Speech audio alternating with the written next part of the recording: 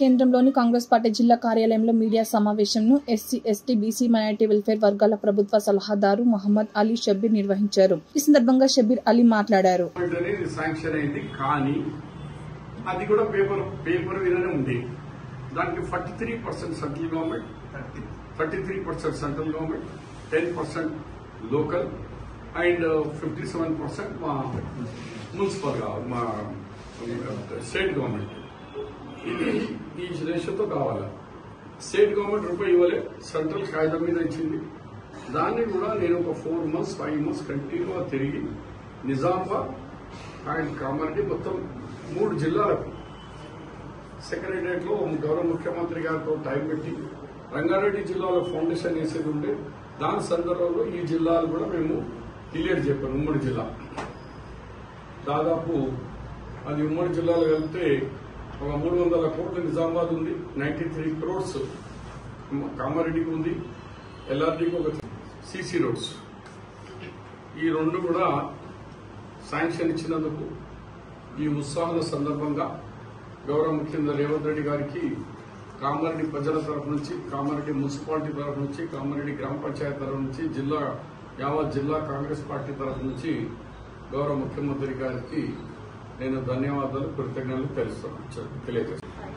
FIDC ఈ head మీద మనకు 3.5 crore ఒక ప్రొసీడింగ్, రెండోది 12 కోట్ల రూపాయలది ఇంకో ప్రొసీడింగ్. నిన్న 15 కోట్ల 50 లక్షలు 8 కోట్ల రూపాయలకు స్టేడియం. దాదాపు 23 crore 50 lakhs rupees ది నిన్న శాంక్షన్ గతంలో టీడీపీ హయాంలోనే వాళ్ళు 2018లో ఇచ్చినారు. కానీ దానికి ఫైనాన్షియల్ టెక్నికల్ ఏది లేదు, జస్ట్ ఎలక్షన్ దృష్టిలో పెట్టుకుని కాయిదాలు ఇచ్చినారు.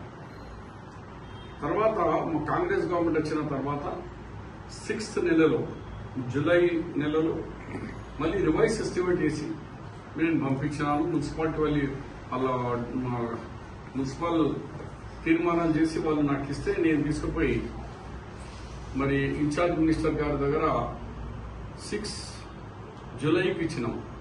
ఆ జూలై నుంచి దాదాపు ఇప్పుడు జూలై అంటే ఆగస్ట్, సెప్టెంబర్